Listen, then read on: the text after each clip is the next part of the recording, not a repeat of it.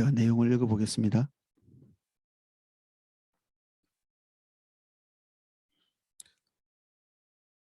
그날 환란 후에 즉시 해가 어두워지며 달이 빛을 내지 아니하며 별들이 하늘에서 떨어지며 하늘의 권능들이 흔들리리라.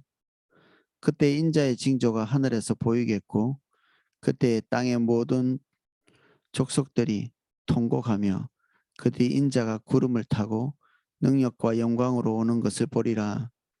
그가 큰 나팔 소리와 함께 천사들을 보내리니 그들이 그의 택한 자들을 하늘 이 끝에서 저 끝까지 사방에서 모으리라. 무화과 나무의 비유를 배우라.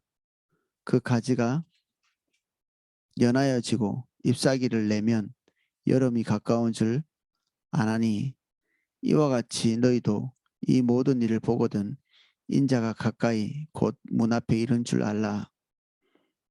내가 진실로 너희에게 말하노니 이 세대가 지나가기 전에 이 일이 다 일어나리라.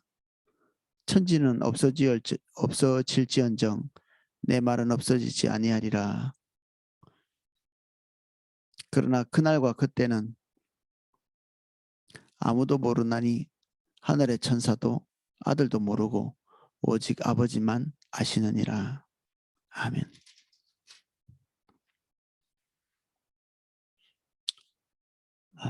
예수님께서 본인의 재림에 대해서 말씀하시는 그런 구절입니다. 29절.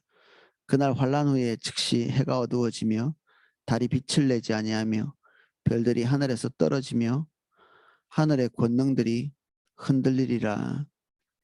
이게 천체가 자기 자리를 이탈하는 이런 일들이, 그리고 늘 돌아가던 이 자연 법칙에 따라서 움직이던 일들이 우리 구약 성경에서도 종종 이렇게 뒤흔들리는 걸 볼 수 있습니다. 우리 애굽에서 해가 3일 동안이나 뜨지 않는 어둠이 캄캄함이 임했다 이렇게 돼 있고, 여호수아가 전쟁 때 태양이 멈추도록 이렇게 명령하니까 사실 이게 자전이 멈춘 거죠. 놀랍게도. 그리고 해가 일령표를 이렇게 뒤로 물러나도록, 해시계가, 그거는 해가 돌아가고 있던 이 자전이 멈춰서 뒤로 물러난 것인데, 사실 이런 일은 다 어마어마한 일이죠. 히스기야가 요구했던 그런 요구, 그리고 여호수아가 요구했던 그 요구, 그리고 모세를 통해서 일어났던 이 일이, 그들은 도대체 이게 이 태양계에 대한 지식이 없는 상태에서 하나님께 뭔가를 요구하고 요청했는데, 지금 우리가 가지고 있는 지식을 가지고 생각해 볼 때 이것은 뭐 자연스럽게 일어났다고는 대재앙이 일어난 하나님의 섭리에서 어느 정도 보호하심 안에서 그 전체가 돌아가던 그 질서대로 돌아가지 않고 잠깐 멈춘, 또는 지체된, 또는 역행하는 이런 일이 있었습니다. 예수님이 오실 때도 그런 일들이 일어나서 우리가 늘 익숙하게 보고 있던 그런 천체의 움직임이 아닌 기묘한 천체의 움직임이 있을 것이다. 예수님이 십자가에 달려 죽으실 때도 예수님이 숨을 거두시는 그 순간에 하늘이 어두워졌다, 빛을 잃었다, 태양이, 그 시점에 우리가 참 상상하기 어려운 일들이 일어난 거죠. 화면에서 보면 당연한 일입니다.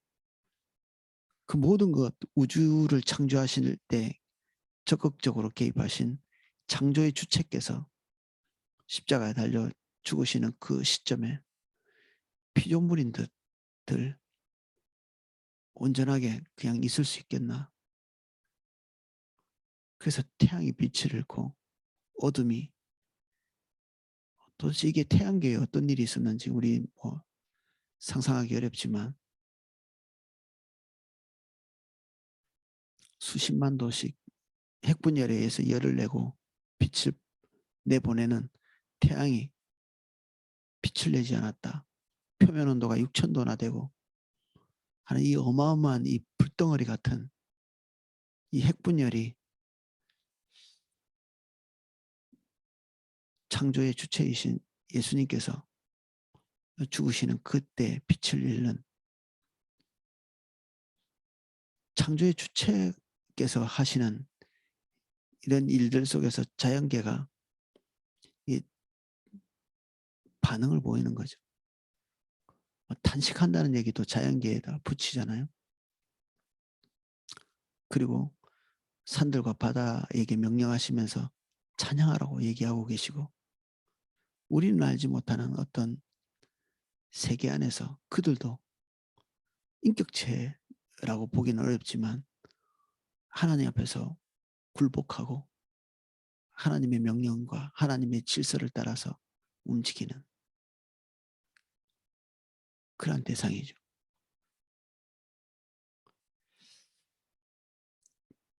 그래서 이 징조라는 것은 천체에서 잘 나타나는 것들입니다. 사실 천체가 있다는 것 자체, 별, 해, 달, 이 모든 것의 움직임이 시와 때와 연한과 징조를 이룰 거라고 창세기 기록하고 있잖아요.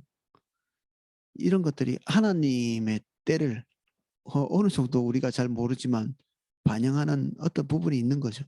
근데 우리는 그거에 대해서 잘 지식이 없고 잘 모릅니다. 대체로. 근데 예수님이 나실 때 동방 박사들이 하늘에서 어떤 별을 보고 움직여서 뭔가 이렇게 새로운 하나님이 행하시는 일이 있을 거라고 추측하고 그 별을 따라서 베들레헴으로 오죠. 이런 것들을 보면 우리가 잘 모르는 세계가 많이 있는 것입니다. 잘 모르는 세계가. 이런 세계에 대해서 뭐 억지로 뭐 우리가 알 필요는 없겠지만 있을 거야.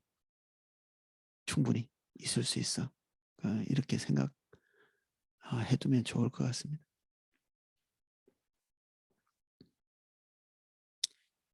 하늘의 권능, 하늘의 질서, 별들이 떨어지는 이런 표현들은 그 시대의 사람들이 이해할 수 있는 그런 일들이죠. 그 별들이 떨어진다는 이런 표현들.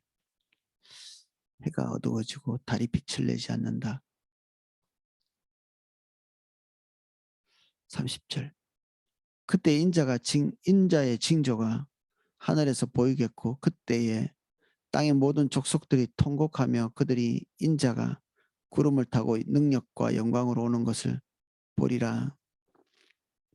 예수님이 오시는 때는 아무도 모르지만 그것이 일어날 때는 은밀하게 되지 않는다. 초대 교회 때는 어떤 종류의 이단들이 예수님께서 이 세대가 가기 전에 모든 하나님의 징조들이 일어날 거라 조금 오해의 여지가 있는 그런 말씀으로 인해서 또 올라간 그대로 내려올 것이다. 그래서 예수님의 재림을 굉장히 임박한 상태에서 기다리고 있었거든요. 그들 세대에 오실 것을 기대한. 그래서 사도들이 다 거의 이제 하나님 나라 갈 때쯤에 부랴부랴 성경이 기록되게 됐으니 그전에는 구두로 하나님의 말씀, 하나님의 복음이 전달됐었죠. 어떤 문서화된 그런 성경이 필요하지 않았습니다. 그런데 생각보다 그들이 가지고 있던 이 선입견에 따라서 판단한 그 판단이 올바르지 않아서 그들이 생각보다 늦게 오시는 예수님, 사도들이 죽어가는 그런 시점까지도 예수님이 오시지 않는, 그래서 이 복음을 다음 세대에 전달하기 위해서 이 우리가 읽고 있는 이 성경이 기록된 것이거든요. 사도들도 사람이라 어느 시점에 복음을 전할 수 없도록 그 육신의 장막을 이제 떠나게 돼 있었죠. 하나님의 섭리나 하나님의 계획이나 이런 것들이 우리의 상상하는 선입견에 따라서 이 구체화되는 경우가 있습니다. 있는 그대로의 하나님의 말씀이라기보다는 이 말씀이 가지고 있는 이미지, 이 이미지는 성경이 우리에게 준다기보다는 우리가 스스로 만들어내는 거라고 볼 수 있습니다. 종종 말씀드렸지만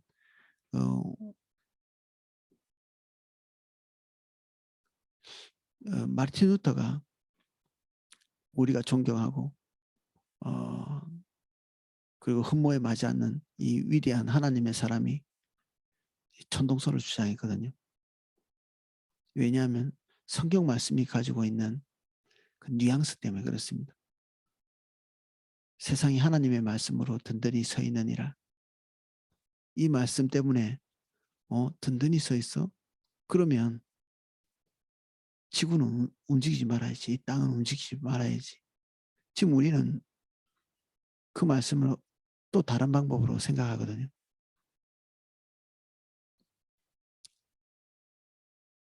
지구의 공정과 자전, 이것이 하나님의 질서를 따라서 이 오차 없이 돌아가는 이 하나님의 섭리, 이걸 하나님의 말씀에 든든히 서 있는 걸로 이해할 수 있겠죠. 시대마다 그들이 가지고 있는 지적 수준, 그리고 어떤 자연에 대한 통찰력, 이 정도 수준을 가지고 하나님의 말씀을 해석하는 거죠. 이건 이제 선입견이 개입할 가능성이 많습니다. 그래서 창조과학 같은 이런 과학을 통해서 하나님의 말씀을 해석하려고 하는 이런 것은 그냥 참고사항 정도로 받아들이는 게 좋습니다. 과학도 항상 비판받고 다음 세대에 가면 오늘 세대가 가지고 있던 과학이 오점이 발견되고 미숙함이 발견되고 그렇기 때문에 오늘날의 가장 이렇게 첨단 과학이라 할지라도 시간이 지나면서 그것에 대한 오점이 발견되는 이런 예가 얼마든지 많이 있거든요. 영원한 진리처럼 보이는 아인슈타인의 그 운동 법칙도 아니야. 뉴턴의 운동 법칙도 아인슈타인의 상대성 이론에 의해서 시간과 공간에 대한 개념이 변동이 되는 이런 일이 발생하거든요. 아인슈타인이 최종적으로 선을 그었다고 생각하는 이 상대성 이론도 양자 물리학에 의해서 그 기초부터 뒤흔들리는, 아인슈타인은 죽을 때까지 양자 물리학에서 얘기하고 있는 이런 상식적인 지식들을 인정하지 못하고 죽은, 그 시대마다 이 과학이라는 것, 사람이 가지고 있는 지식이라는 것은 계속 개선의 여지가 있는 것입니다. 그런데 하나님의 말씀은 개선의 여지가 없습니다. 완전한 진리이시기 때문에 바뀌는 것은 하나님의 말씀이 아니고 우리의 개념이 바뀌어야 되는 거죠. 그래서 하나님의 말씀을 읽을 때 우리가 가지고 있는 언뜻 떠오르는 선입견, 그것을 쫓아서 이렇게 흘러가면 곤란한 결과를, 그리고 믿지 않는 자들에게 정말 부끄럽고 창피한 어느 시점이 오게 됩니다. 겸손이 필요하죠. 겸손. 예 또는 아니요. 그 외에 우리가 가지고 있는 지식은 잠깐 참고사항인.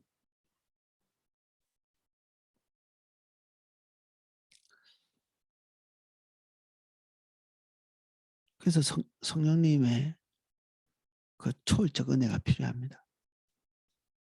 성령님의 초월적 은혜. 오늘 우리가 읽고 있는 이런 본문들은 공간복음, 마태마가, 누가, 이 세 개의 복음서가 비슷한 관점을 가지고 있다고 공간복음이라고 이렇게 부르거든요. 요한복음은 이 공간복음의 이 포함되어 있지 않는 부분들이 대단히 많이 있습니다. 가장 나중까지 생존해 있었던 요한이 이 공간복음에서 어, 빠져 있는 어떤 부분들을 최종적으로 기록하고 남겨놓은 것이 요한복음인데,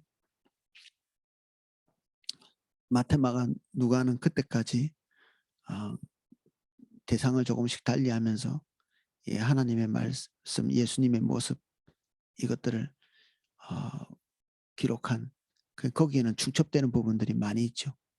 그렇지만 중첩되지만 다 똑같이 사람이 보지 않기 때문에 조금씩 다른 걸 우리가 확인해 왔습니다. 근데 딱 요 본문만큼은 예수님께서 재림하시고 재림때에 있을 어떤 일들은 거의 이렇게 빠지거나 더해지거나 또 변동사항이 없이 기록되어 있습니다. 이것은 그들도 충분한 이해를 하지 못한 상태에서 성령의 감동으로 기록한 것이죠.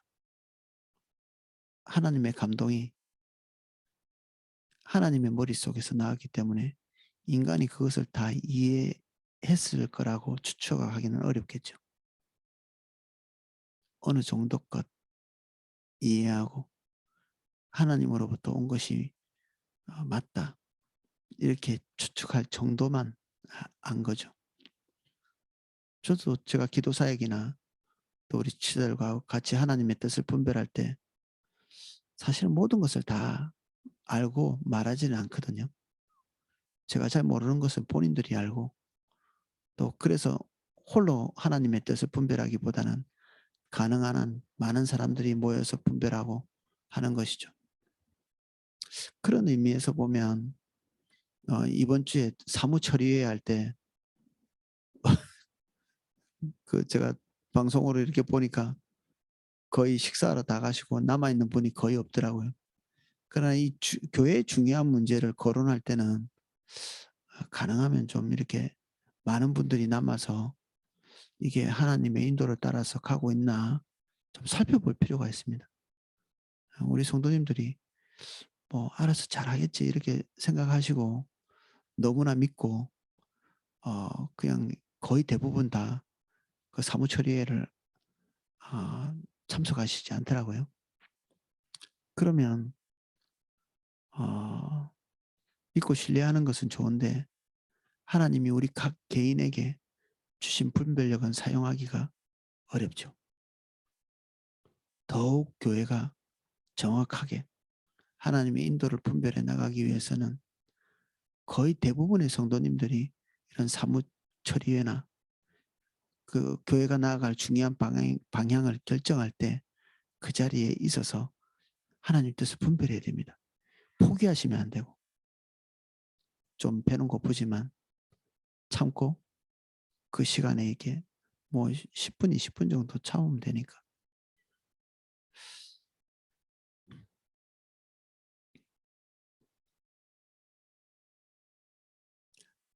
예수님의 오심은 누구나 다 볼 수 있도록 오시기 때문에 헷갈리지 않습니다.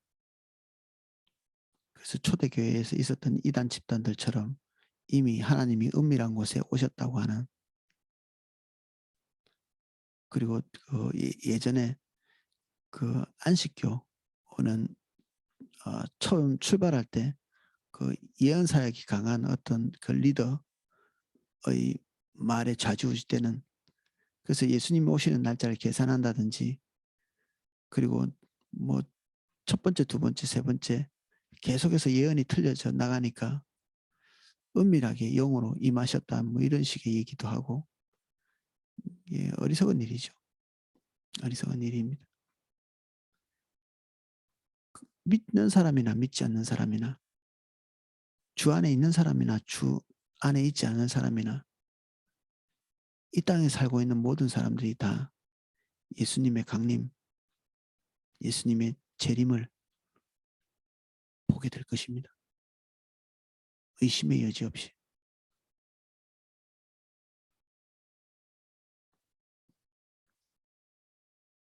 그래서 인자가 구름을 타고, 이 구름은 뭐 우리 물리학적으로 말하는 그런 수증기로 되어 있는 구름은 아니겠죠. 하나님의 영광을 나타내는 항상 이 구름으로 이렇게 상징했는데 구름처럼 보인 거겠죠. 하나님의 영광스러운 임재.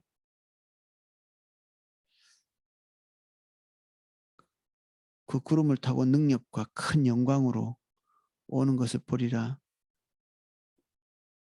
그래서 모든 족속들이 그 영광 때문에 이미 어, 그들의 모습, 그들의 존재, 그들의 죄악됨, 심판받아 마땅할 자기의 존재, 이것에 대해서 바로 인식하는 것입니다. 막 당신이 행한 죄가 이런 것입니다라고 말하지 않는데도 그들 안에 있는 어둠이 더 이상 숨겨지지 못할 그런 최후의 어떤 드러남이죠. 완전한 빛이신 예수님이 오시는 그때쯤에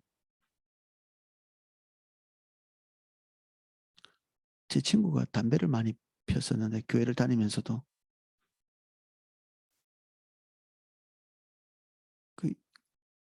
제 친구의 여동생이 새벽 기도를 가니까 엄마가 여동생 그 밤에 어두우니까 새벽 기도 갈 때 지켜주라고 깨워서 같이 보냈대요.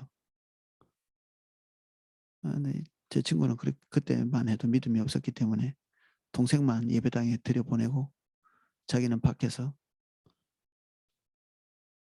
근데 밖에서 기다리다 보니까 담배가 피우고 싶어가지고 담배가 한 가치가 있는데 성냥은 없어서 막 그 성냥을 찾느라고 그냥 여기저기 이렇게.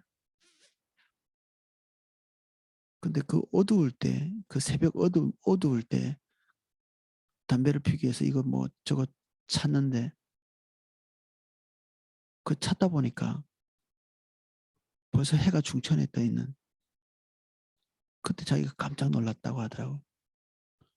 담배를 피우기에 너무 이렇게 몰입해가지고 담배 찾고 성냥 찾고 하는 그때쯤에 이미 해는 떠오르고 있었는데도 모르는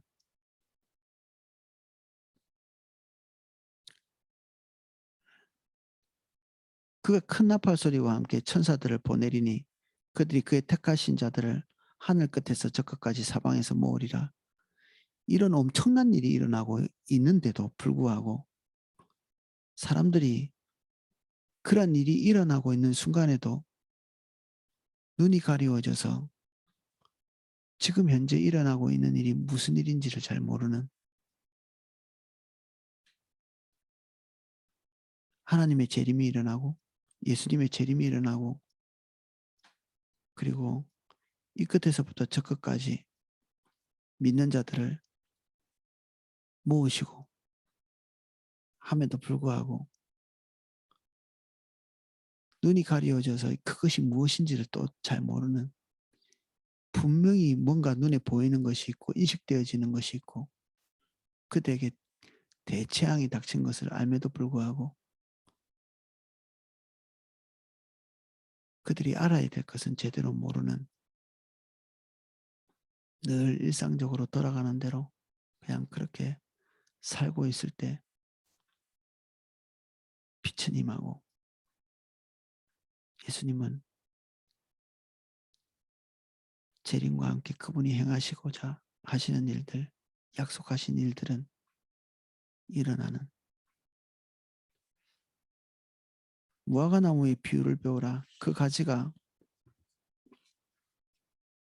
연하해지고 잎사귀를 내면 여름이 가까운 줄 아나니 날짜 계산하는 사람들 되게 많잖아요. 재림, 맨날 몇 시, 언제 오시나.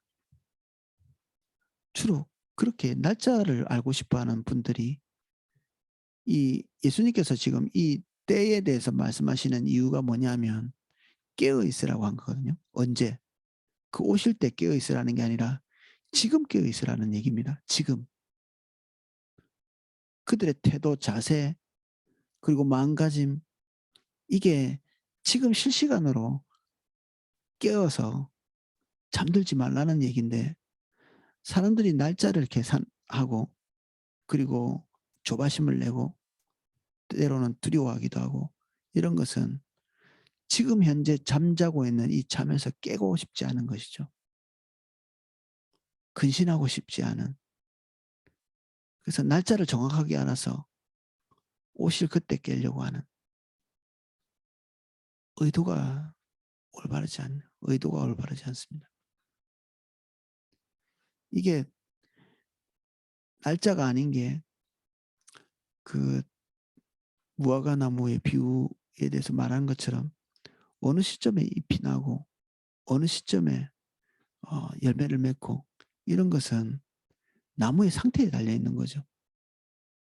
이거는 시나 때에 달려 있는 것이 아니라 나무의 상태에 달려 있는 김치가 익는 거 이게 맨날 몇 시에 익는 게 아니라 그 상태에 달려 있는 거죠. 우리가 예수님이 오시고 재림하시는 것을 정확하게 알려면 날짜를 계산하는 게 아니라 시기를 분별해야 되는 겁니다.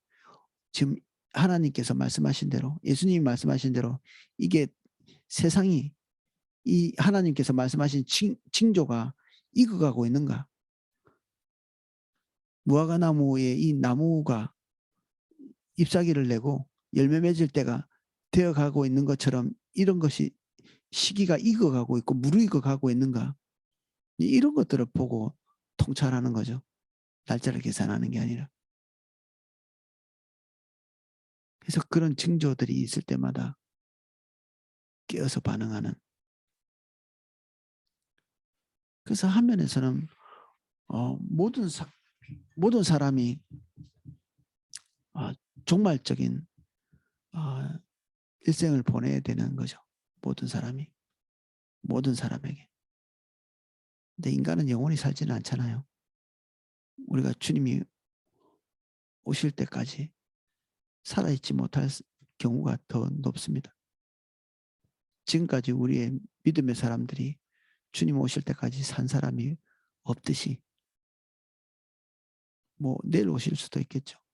그러나 사도 바울도 본인이 기대한 대로 주님이 오셔서 그 몸에 죽음을 보지 않고 호련히 변화되어서 부활의 몸을 갖기를 원했지만 뭐 그렇게 기대는 할 수 있겠지만 이루어지지는 않았죠. 그러나 분명한 것은 있습니다. 우리의 기회가 그다지 많지 않다. 길어봤자 100년여간 사도 바울은 그것도 안 됐고 100년 넘기는 사람이 없고 그러면 우리의 생애에 주어진 때가 그다지 얼마 남지 않았다. 주님의 재림은 역사적 종말을 말하는 것인데 역사가 종말하기 전에 우리의 종말이 먼저 찾아오죠. 우리가 기대할 수 있는 것은 그것입니다. 우리의 종말이 먼저다.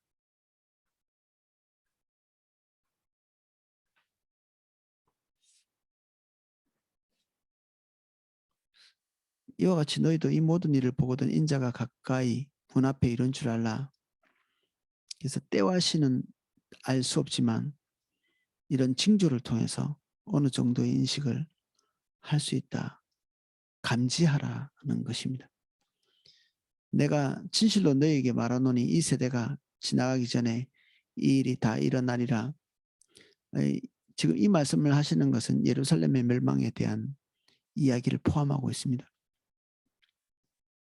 이 세대에 당대에 일어날 일들, 예수님이 부활 승천하고 난 뒤 어제 말씀드린 대로 얼마 가지 못하고 예루살렘에는 큰 대재앙이 닥치죠. 전무후무한 일, 거의 뭐 전멸에 가까운 또 인터넷 같은데 마사다 항쟁 뭐 이렇게 찾아보시면 그게 얼마나 참혹한 일이었는지 잘 아실 수 있습니다.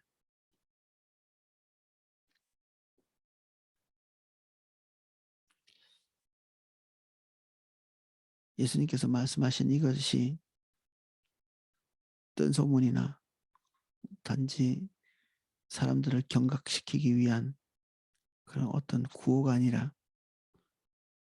없어지지 아니할 진리의 말씀. 천지는 없어지기 쉬운데 하나님의 말씀은 없어질 수가 없습니다. 세상이 하나님의 말씀으로 창조되었거든요. 천지는 눈에 보이고 손에 만져지고 우리의 감각으로 인지가 가능하기 때문에 굉장히 견고하고 없어진다는 것을 생각하기 어렵지만 지금도 물리학은 그 물리의 그 근간, 눈에 보이는 이 세계가 에너지에 불과한, 우리는 입자에 대해서 생각을 많이 하잖아요. 분자에 대해서도 배웠고 원자에 대해서도 배웠습니다. 근데 현대 물리학은 그 원자의 그 이하, 소립자, 쿼크, 중성자, 그것들 쪼개가면서 결국 그 아래 단계까지 가보니 에너지만 남아 있었습니다. 에너지. 그리고 정보, 법칙. 그것만 있죠. 입자라는 게 없습니다. 이게 손에 만져지는 게 없습니다. 하나님의 말씀이라고 하는 눈에 보이지 않는 힘, 파워, 능력, 그분의 진리, 이것이 눈에 보이는 세계를 만들었다는 것. 뭐 현대 물리학을 통해서도 얼마든지 유추해 볼 수 있습니다.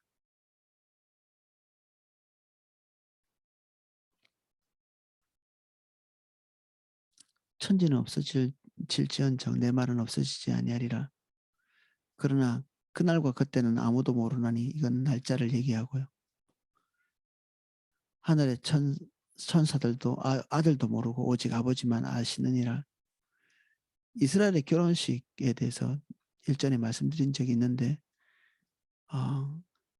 결혼을 약속하는 것을 정혼이라고 하고요. 이 정혼한 뒤에 신랑과 신부는 1년 동안 함께 평생을 살아갈 준비를 합니다. 신부는 신부대로 준비를 하고 신랑은 신랑대로 살 집을 준비하고 그렇습니다. 열심히 부지런히 대략 한 1년쯤 준비한, 대략 이 2년 가는 것도 없고요. 딱 한 대략 1년 정도입니다. 그렇게 준비해 나가다가 이 모든 그것들, 신랑이 신부를 데려올 그 날은 대략 1년이 될 때쯤이지만 그 시간을 정확하게 결정하는 것은 신랑의 아버지입니다. 아버지가 됐어. 이제 준비가 된 것 같군. 신부를 데려와라. 하면 그때 혼인이 성사되고 신부를 데려오고 그리고 혼인잔치가 시작되고 그 문을 걸어 잠그고 일주일 또는 2주일 잔치를 벌입니다. 아버지가 됐다고 판단하시는 시점, 이것은 날짜를 정해둔 게 아니라 이제 무르익었군, 이제 됐군, 하나님께서 판단하시는 시점, 그 시점이 예수님의 재림의 시점이고 또 믿지 않는 자, 믿는 자의 하나는 지옥 심판, 영원한 제2의 죽음을 맞이하는 심판, 그리고 믿는 자들의 의의 심판, 그때입니다.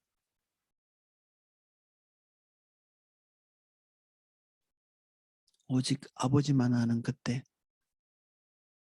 그러면 우리는 그 아버지의 무르익는 그 때를 위해 분투하고 깨어있고 그리고 달려나가는 그런 저와 여러분이 되셔야 됩니다.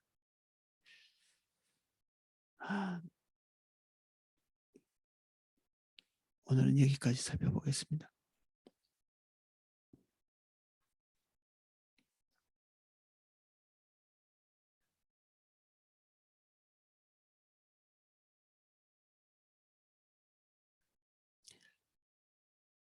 주님이 다시 오실 거라고 약속하셨습니다.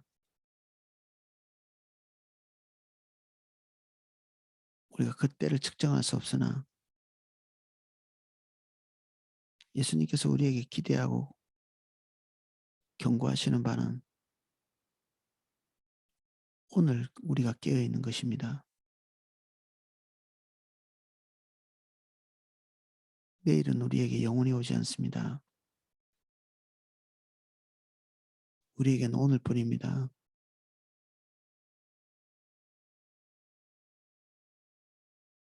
주님, 오늘 우리를 충만하게 해주십시오.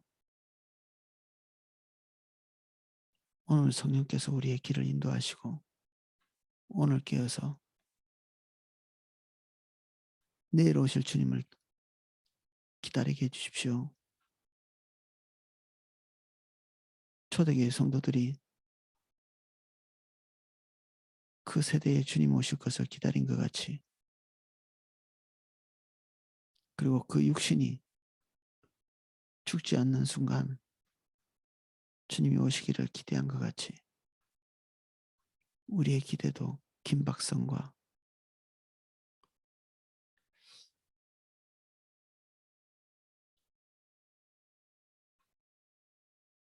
임박한 때에 대한 경각심을 잃지 않도록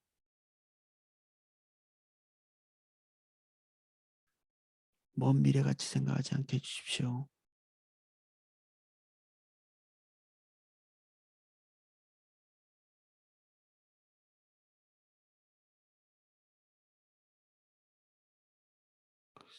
우리 종말에 대한 건강한 지식을 주십시오. 주님과의 온전한 관계, 오늘도 주님과 교제하며 동행하는 그 은혜가 끊어지지 않게 해주십시오. 재림하신 예수님이 생소한 분이 아닙니다. 오늘 우리가 동행하고 있는 이 성령이 재림하실 예수님의 영이십니다.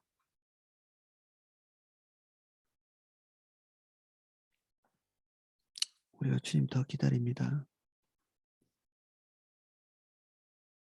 더욱 밝히 볼 예수 그리스도를 기다립니다.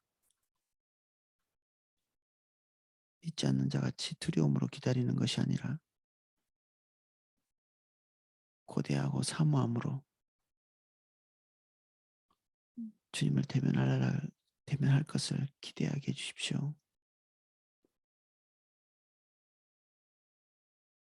여기 모여 예배하는 한 분 한 분을 예수님 이름 축복합니다.